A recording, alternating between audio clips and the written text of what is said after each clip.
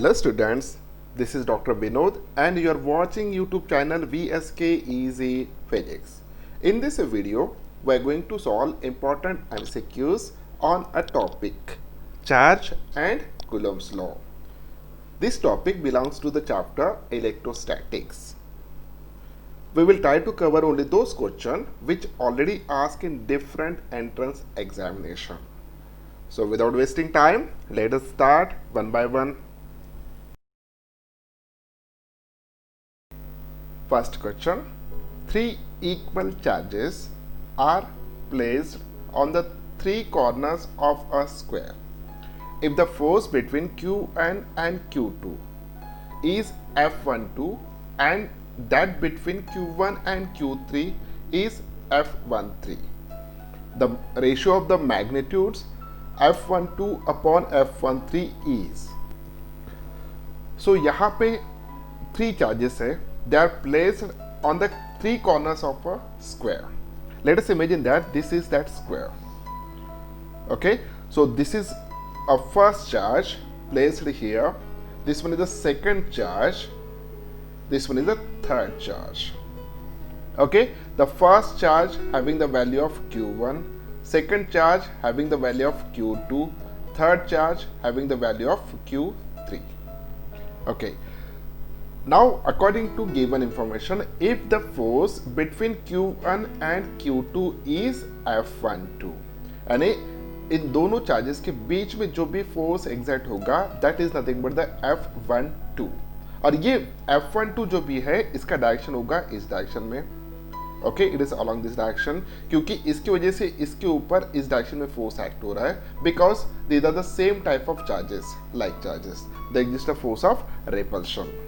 Okay, at the same time, when we talk about the force in between Q1 and Q3, तो इन दोनों के बीच में जो भी फोर्स एग्जर्ट होगा that force it is nothing but the F13. Okay, it is the F13. अब उस फोर्स का डायरेक्शन कैसा होना चाहिए? So it is along this direction. Okay, so यहाँ पे अगर हम बात करते हैं एक स्क्वायर के, उस स्क्वायर का जो भी साइड है अगर हम साइड कंसिडर करते हैं it is equals to small X. X is nothing but the side of this square. Okay, so Q1 और Q2 इन दोनों में का डिस्टेंस कितना होगा दोनों के बीच में? It is x which is nothing but the side of that square. What is the distance between Q1 and Q3? इन दोनों के बीच में जो भी डिस्टेंस होना चाहिए that is nothing but the x√2. Okay, अब हमें चार्जेस पता है, डिस्टेंस पता है, तो हम इजीली फाइंड आउट कर सकते हैं F12. Okay, so F12 it is equals to 1/4 pi epsilon naught into Q1 Q2 upon x square. This is the first equation. Second equation क्या आएगा? इन दोनों में के बीच में फोर्स हमें F13 फाइंड आउट करना है. So F13 it is equals to 1/4 pi epsilon naught Q1 Q3 upon distance square. अब डिस्टेंस होगा यहाँ पे x√2 whole square. Okay, so अब हमें फाइंड आउट करना है F12 अपॉन F13. इन दोनों का रेशियो फाइंड आउट करना है. सो F12 अपॉन F13, अगर इन दोनों का रेशियो मैं यहाँ पे लेता हूँ तो 1 यहाँ पे 1/4 pi epsilon 1/4 pi epsilon get cancel. यहाँ पे चार्जेस सेम है तो Q1 Q2 और Q3 इन तीनों का वैल्यू सेम है, therefore this get cancel. Okay, x square यहाँ पे एक्स स्क्वायर गेट कैंसल. यहाँ पे कितना बचेगा? √2 का स्क्वायर, वो कितना होना चाहिए? 2. ओके, अब नीचे सिर्फ 1/2 बचा है, ऊपर एक 1 बचा है. So 1/1/2 this is equals to, ये कितना होगा फाइनली? So this is equals to 1/1/2 which is equals to 2. So इन दोनों का रेशियो का वैल्यू कितना आ रहा है? 2. ऑप्शन कौन सा करेक्ट होना चाहिए? B option is correct one. Next question. two similar spheres having plus q and minus q charge are kept at a certain distance. Okay, F force acts between the two. Okay, उन दोनों के बीच में कितना force exert हो रहा है? F. If in the middle of two sphere another similar sphere having plus q charge is kept, then it experiences a force in magnitude and direction as. Okay, so initially there are two spheres are there having a charge plus q and minus q. The situation is like this one. Okay, these are the two sphere having the charge plus q and minus q. Let us imagine that the separation distance between these two, it is equals to small d. Okay, so separation distance is nothing but the small d between these two sphere right now. According to given, F be the force acting between these two spheres. Okay, so जो भी force यहाँ पे अभी फिलहाल के condition में act हो रहा है, that is nothing but the F which is equals to 1 upon 4 pi epsilon naught into q square upon d square according to Coulomb's law. Okay, now यहाँ पे कहा गया है if in the middle of two spheres another similar sphere having the charge of plus q, okay, is kept. तो अब हम एक दूसरा स्पीयर ला रहे हैं लाइक दिस वन. ओके, ये जो भी स्पीयर है इसके ऊपर चार्ज कितना है? Plus Q. इसके ऊपर चार्ज है plus Q. Okay, so plus Q इतना इसके ऊपर चार्ज है. तो अब यहाँ पे कहा गया है कि पूछा गया है कि इन दोनों की वजह से इसके ऊपर कितना फोर्स एक्ट होगा और वो किस डायरेक्शन में एक्ट होगा. ओके, सो यहाँ पे देखिए, अगर हम बात कर रहे हैं इस चार्ज की वजह से इसके ऊपर फोर्स, ओके, इसके वजह से इसके ऊपर जो भी फोर्स एक्ट होगा, डेफिनेटली ये दोनों लाइक चार्जेस है, पॉजिटिव चार्जेस है, तो फोर्स का डायरेक्शन कैसा होना चाहिए? It is towards this direction. Okay, so इस डायरेक्शन में वो फोर्स एक्ट होना चाहिए in this direction. At the same time इस चार्ज की वजह से इसके ऊपर जो भी फोर्स एक्ट होगा उसका भी डायरेक्शन इसी डायरेक्शन में होना चाहिए, because there exist a force of attraction, because these are the unlike charges. Okay, so दोनों चार्जेस की वजह से जो भी फोर्स एक्ट हो रहा है वो इसी डायरेक्शन में मूव हो रहा है towards the negative charge. Okay, अब प्रॉब्लम सॉल्व करने की जरूरत ही नहीं है क्योंकि इसमें ऑप्शन ही दिया है टुवर्ड्स द नेगेटिव चार्ज, लेकिन ये ऑप्शन भी हो सकता है. ओके, तो हम फाइंड आउट कर लेते हैं. ओके, पहले इसमें और इसमें इन दोनों चार्जेस में डिस्टेंस कितना था? d. अब ये बीच में आ गया तो इन दोनों चार्जेस में डिस्टेंस कितना होना चाहिए? It should be d/2. और इन दोनों में कितना डिस्टेंस होना चाहिए? It should be d/2. Okay, so अब हम फाइंड आउट करते हैं फोर्स बिटवीन दिस टू. तो that force it is equals to F12 हम कंसिडर करके चलते हैं. ओके, सो F12 इन दोनों के बीच में जो भी फोर्स एक्ट होगा it is equals to K into Q1 sorry Q into Q, that is a Q square upon d/2 whole square, यानी d स्क्वायर बाय 4 होगा, d/2 whole square. So this is equals to 4 times into K into Q square upon d square. Okay, so ये first equation, इन दोनों के बीच में force. अब इन दोनों के बीच में का फोर्स हम फाइंड आउट करते हैं. इन दोनों के बीच में भी उतना ही फोर्स एक्सर्ट होगा क्योंकि डिस्टेंस सेम है.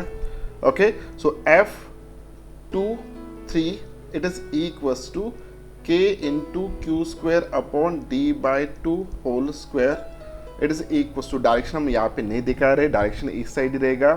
सो 4K Q square upon d square. Okay, अब देखिए पहला जो भी फोर्स है F12 वो इसी डायरेक्शन में एक्ट हो रहा है, सेकंड फोर्स भी इसी पार्टिकल के ऊपर इसी डायरेक्शन में एक्ट हो रहा है. अब दोनों फोर्सेस एक ही डायरेक्शन में हैं तो उन दोनों का सम होगा. ओके, तो भले ही वेक्टर क्वांटिटी है लेकिन डायरेक्शन सेम होने की वजह से हम डायरेक्टली उनको ऐड कर सकते हैं. अगर ऐड करना है तो देखिए ये K upon Q square by d square. Okay, this is nothing but the K 1/4 pi epsilon not के है Q square by D square. अब इनकी वैल्यू कितना है, एफ है, तो ये वैल्यू कितना बनेगा एफ, यानी F12 की वैल्यू है 4F, F23 की वैल्यू है 4F। टोटल जो भी फोर्स इसके ऊपर एक्ट हो रहा है, total force it is equals to F12 plus F123, it is equals to F23 is equals to यहाँ पे 4F plus 4F it is equals to 8F। इतना आंसर आना चाहिए। So option C is correct one, 8F इतना, लेकिन direction कैसा होगा, towards the negative charge.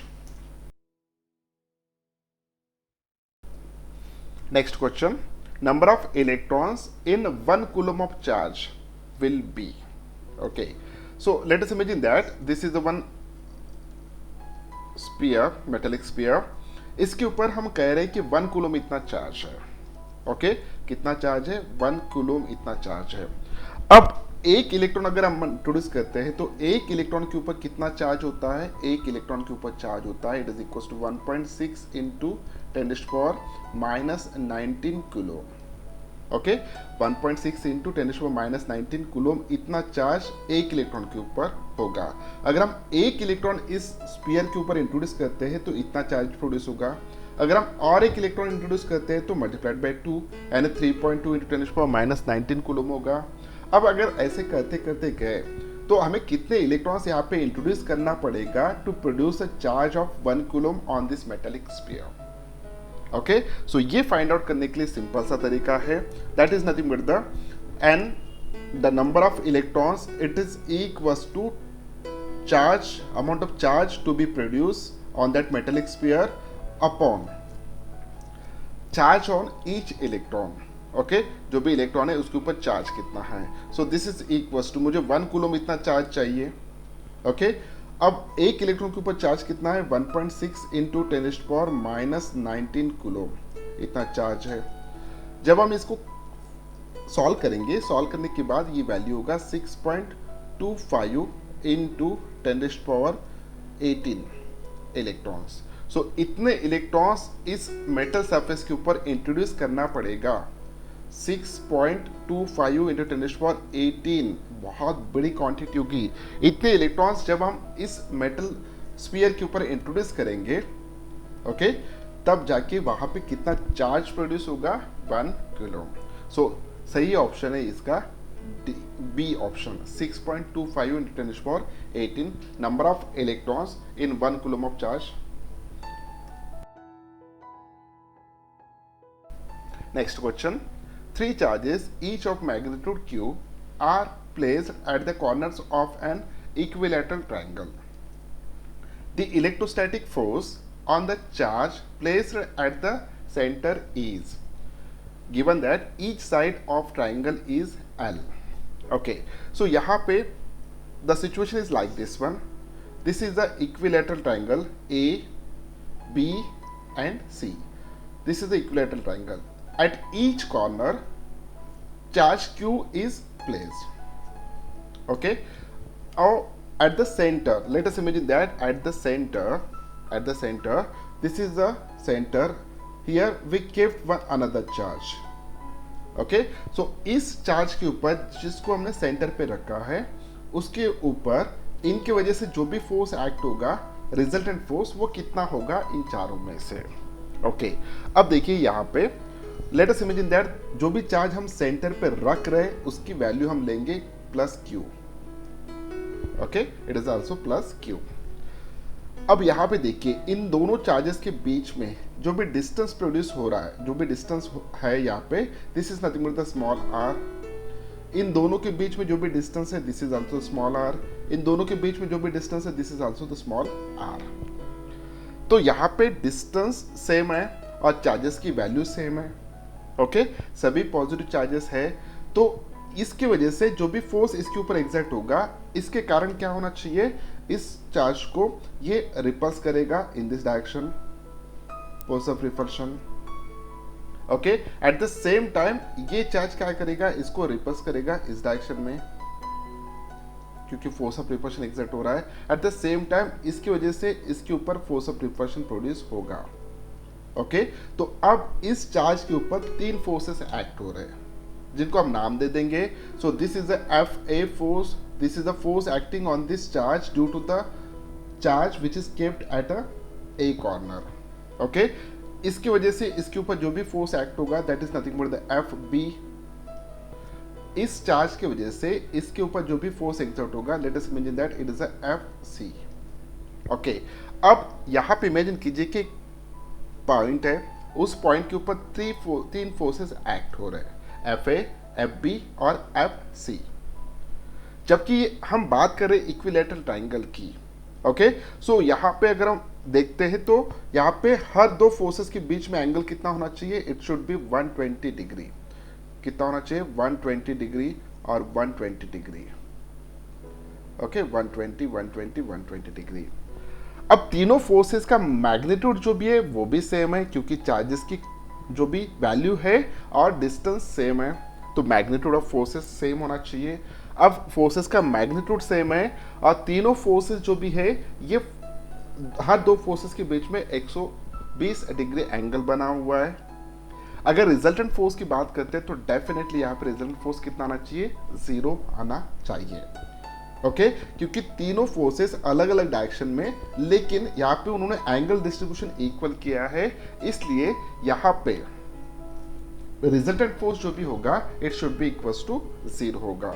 अगर हम बात करते हैं दो फोर्सेस की, एक फोर्स इस डायरेक्शन में एक्ट हो रहा है, एक फोर्स इस डायरेक्शन में एक्ट हो रहा है, तो टोटल एंगल कितना है 360. उसमें से इन दोनों फोर्सेस के बीच में जो कितना है 180 आ रहा है और इधर भी 180 आ रहा है. So 360 degree divided by 2 it should be equals to 180 degree. यहाँ पे 360 डिवाइडेड बाय तीन फोर्सेस एक्ट हो रहे हैं और दो फोर्सेस के बीच में कितना एंगल आ रहा है 120. So 360 divided by 3 it should be equals to 120. अगर ये होता है तो डेफिनेटली इनका रिजल्टेंट फोर्स की वैल्यू कितना आना चाहिए, 0. अगर एक पॉइंट है इसके ऊपर चारों डायरेक्शन में फोर्स एक्ट हो रहा है, टोटल एंगल कितना हो जाएगा 360. कितने फोर्सेस है 4, कितना आएगा आंसर 90 डिग्री. तो अगर चारों का मैग्नीट्यूड सेम है और चारों में एंगल जो भी है हर दो में एंगल 90 डिग्री है, तो रिजल्टेंट फोर्स कितना आना चाहिए 0. तो यहाँ पे जो भी डिस्कशन हम कर रहे थे इसके हिसाब से रिजल्टेंट वैल्यू कितना आना चाहिए, 0 फोर्स एक्ट होना चाहिए. Option A is correct one. Next question, electric charges of 1 microcoulomb, -1 microcoulomb and 2 microcoulomb are placed in air at the corners A, B and C respectively of an equilateral triangle ABC having the length of each side 10 centimeter. The resultant force on the charge at C is.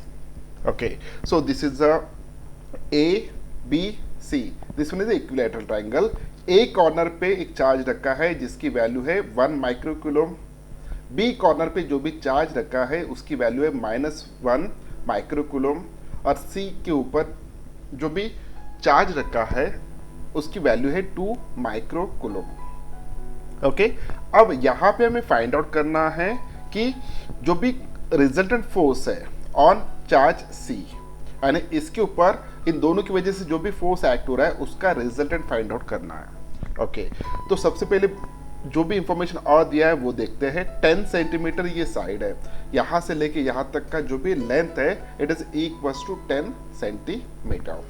Okay, अब अगर हम बात करते हैं यहाँ पे forces की, तो इस चार्ज के ऊपर इसके वजह से जो भी फोर्स एक्ट होगा ये भी प्लस चार्ज है, ये भी प्लस है, तो दोनों में फोर्स ऑफ रिपल्शन होगा. अगर दोनों में फोर्स ऑफ रिपल्शन होता है तो उसका डायरेक्शन जो भी होगा, the direction of that force is like this one. Okay, just away like this one. और ये जो भी फोर्स है हम इसको नाम दे देंगे, this is the force acting on this charge particle due to the charge particle which is kept at a point A. So this is the F A, ये हम नाम दे देंगे. Okay, at the same time इस charge के ऊपर और एक फोर्स एक्ट हो रहा है, वो कौन सा फोर्स है, इसकी वजह से इसके ऊपर एक्ट होने वाला फोर्स. अब देखिए इसके ऊपर नेगेटिव चार्ज है और इसके ऊपर पॉजिटिव चार्ज है. इन दोनों के बीच में जो भी फोर्स एक्सर्ट होगा that should be the force of attraction. यानी ये चार्ज पार्टिकल इस पार्टिकल को अपनी तरफ ये क्या कर रहा है, अट्रैक्ट कर रहा है। सो ये डायरेक्शन होना चाहिए उस फोर्स का, ओके, ये डायरेक्शन होना चाहिए। अब ये जो भी फोर्स है, this is a force acting on this C particle, okay, किसकी वजह से, बी चार्ज पार्टिकल की वजह से। तो ये जो भी डायरेक्शन होगा, this direction is nothing but the F force F B, इसको हम रिप्रेजेंट करेंगे एफ बी से, ओके, इन दिस डायरेक्शन। अब देखिए इस चार्ज पार्टिकल के ऊपर टोटल दो फोर्स एक्ट हो रहे हैं, एक है एफ ए और एक है एफ बी। अब इन दोनों की वैल्यू फाइंड आउट कर लेते हैं हम, ओके। सो यहाँ पे एफ ए कितना होना चाहिए, so F A is equals to 1/4 pi epsilon naught into Q1 into Q2। Q1 की वैल्यू कितना है, 1 माइक्रो कूलम, यानी 10⁻⁻6 into 2 micro coulomb, 2 into 10⁻⁻6 upon distance square. इन दोनों के बीच में डिस्टेंस कितना है, 10 सेंटीमीटर है, ओके। उसका स्क्वायर अब मीटर में कन्वर्ट करना होगा तो 10⁻⁻2 मीटर, और उसका स्क्वायर अगर करते हैं तो 10⁻⁻4। दिस इज इक्वल्स टू, इसकी value after substituting the value of epsilon not कितना होना चाहिए, it's a 9 into 10⁻9 multiplied by 10⁻⁻6 -6 10⁻⁻12 होगा, ये +4 ऊपर आ जाएगा, ओके। तो कितना होना चाहिए, 10⁻⁻8। सो मल्टीप्लाइड बाय 2 मल्टीप्लाइड बाय 10⁻⁻8।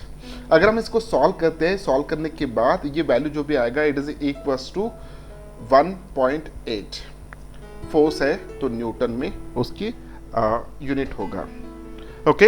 ये होगा एफ ए। उसी तरह से हम एफ बी फाइंड आउट कर सकते हैं, force acting on this charge particle due to this one. अब ये वैल्यू तो सेम आना चाहिए अगर हम फाइंड आउट करते हैं, क्योंकि इसका 1 माइक्रो कूलम है और इसका 2 माइक्रो कूलम है, ओके। माइनस डायरेक्शन के लिए यूज कर रहे हैं हम, तो अगर हम वैल्यूज रख के और इनके बीच में जो भी डिस्टेंस है वो 10 सेंटीमीटर है, जब हम फाइंड आउट करेंगे तो इसकी वे वैल्यू कितना आएगा, 1.8 न्यूटन ही आना चाहिए, ओके। अब देखिए एफ ऑफ बी का मैग्नीट्यूड है 1.8 न्यूटन और उसका डायरेक्शन है towards the negative x axis, okay. F of A का भी मैग्नीट्यूड है 1.8 न्यूटन, लेकिन उसका डायरेक्शन है कुछ इस तरीके से। अब हमें रिजल्टेंट फोर्स फाइंड आउट करना है, ओके।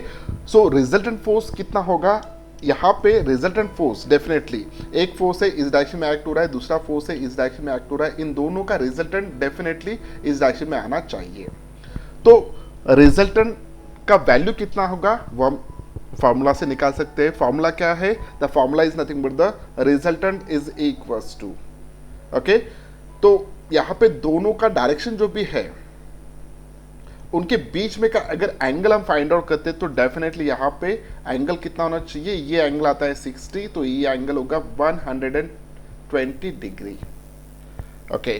सो आर की वैल्यू क्या होना चाहिए, R is equal to root of F of A square plus F of B square plus twice F of A into F of B into cos of the angle between this two vectors, okay. जब हम cos of 120 की value substitute करेंगे, f of a, f of b की value substitute करेंगे, ये सभी find out करने के बाद r की वैल्यू जो भी आएगा it should be equals to 1.8 newton, okay. So magnitude कितना आ रहा है, 1.8 न्यूटन आएगा, और डेफिनेटली इसको वो बाइसेक्ट करेगा यहाँ से, यानी with respect to this one वो कितना एंगल बनाना चाहिए, 60 डिग्री बनाना चाहिए, ओके। सो ये है resultant, resultant is equal to 1.8 newton after substituting value of theta is equal to 20 degree, F of A 1.8, F of B 1.8, सभी वैल्यू सब्स्टिट्यूट करने के बाद सॉल्व करने के बाद ये वैल्यू इतना आएगा। सो are is equals to 1.8 Newton resultant, which is nothing but the option B is correct one.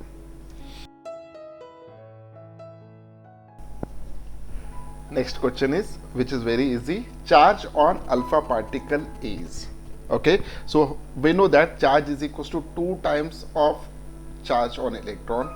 So 2 into 1.6 into 10 to the power minus 19 coulomb, which is equals to 3.2 into 10 to the power minus 19 coulomb. So ये answer होना चाहिए charge on alpha particle, which is nothing but the option C is correct one.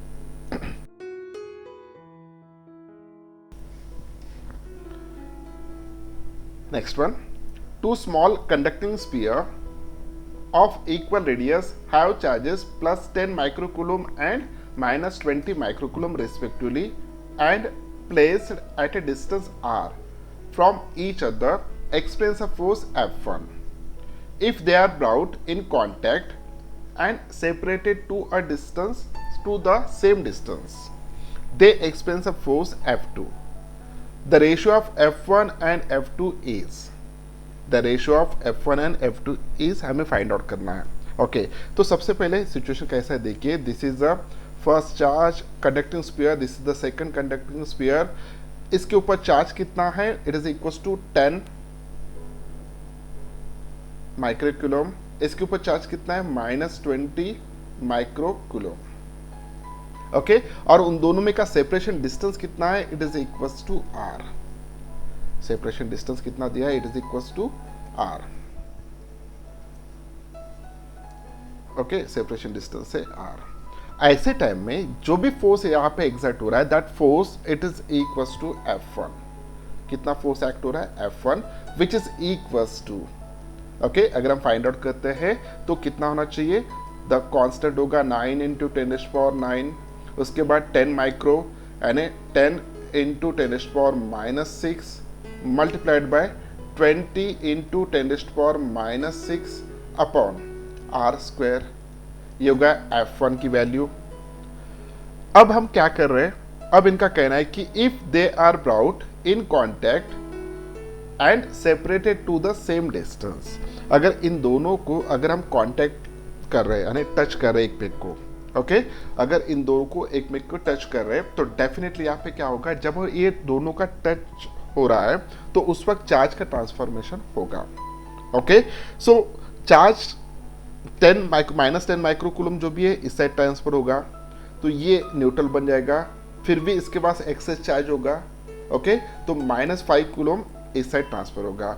जब ये दोनों को touch हम कर रहे हैं उसके बाद अगर सेपरेट कर रहे हैं तो यहाँ पे सिचुएशन कुछ ऐसा होगा कि आफ्टर दैट वन, अगर इसको मैं यहाँ पे ले लेता हूँ दोनों को, तो इसके ऊपर चार्ज कितना बचना चाहिए? सो चार्ज इसके ऊपर होना चाहिए माइनस 5 माइक्रोकूलम.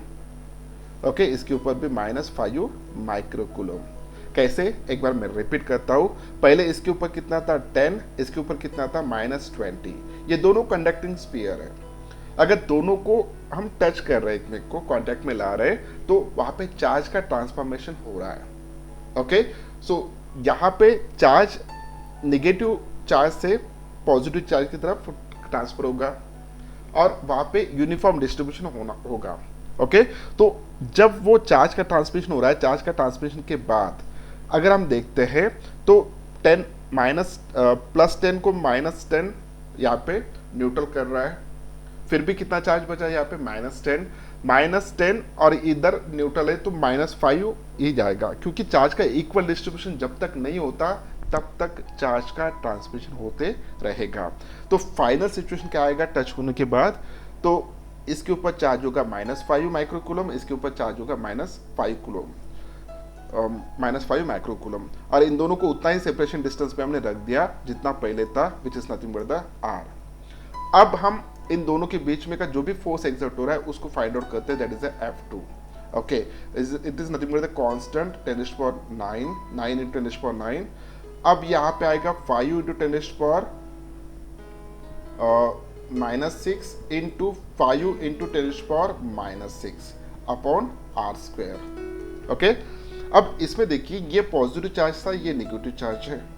इनका रिजल्ट में अगर देखते हो तो यहाँ पे माइनस आना चाहिए. ये नेगेटिव है, ये नेगेटिव है, दोनों का मल्टीप्लिकेशन होगा पॉजिटिव. ओके, अब हमें फाइंड आउट करना है F1 अपॉन F2. ओके, सो यहाँ पे देखिए ये कैंसिल हो जाएगा. उसके बाद 10 to the power 6 10 to the power 6 cancel हो जाएगा. r स्क्वायर गेट कैंसिल, तो ये होगा 200 और ये होगा 25. 200 अपॉन 25. और माइनस यहाँ तो है ही।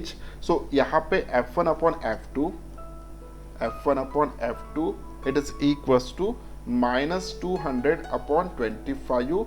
This is equals to minus 1 upon 8. Sorry, it is a 8 upon 1. So answer is option B is correct one.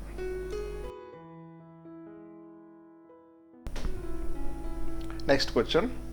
When 10 to the power 19 electrons are removed from a neutral metal plate, the electric charge on it is.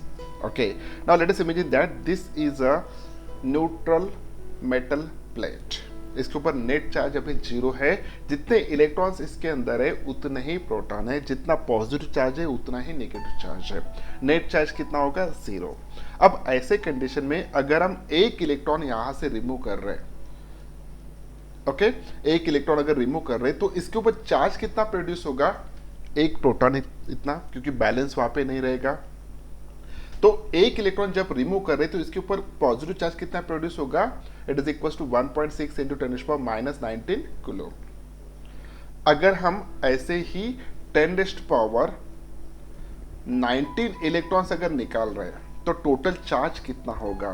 तो यहाँ पे easy का जो formula है वो है Q is equals to N into E.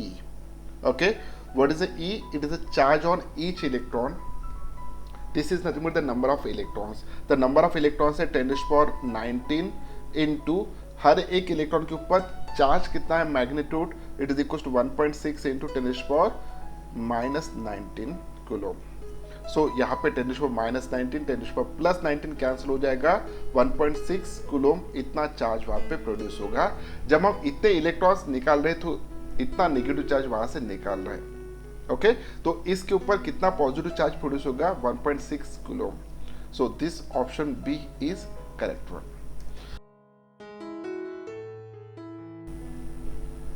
Next question, dielectric constant of pure water is 81. Its permittivity will be. Okay, now let us imagine that K is a dielectric constant, epsilon is nothing but the permittivity of that medium, and epsilon naught is nothing but the permittivity of the free space. इन तीनों में relation हमें पता है। सो K is equals to epsilon upon epsilon naught। हमें find out करना है permittivity of that pure water and permittivity of that medium. So therefore epsilon, it is equals to K into epsilon naught. Okay, what is the value of K? It is given, which is equals to 81 into permittivity of the free space. कितना होता है? We know very well. It is equals to 8.85 into 10 to the power minus 12. जब इसको हम solve करेंगे, solve करने के बाद ये होगा 7.17 into 10 to the power minus 10. Okay, और यूनिट कौन सा होता है? MKS unit. So this is the answer 7.17 into 10 to the power minus 10. Okay, minus 10. So option A is correct one.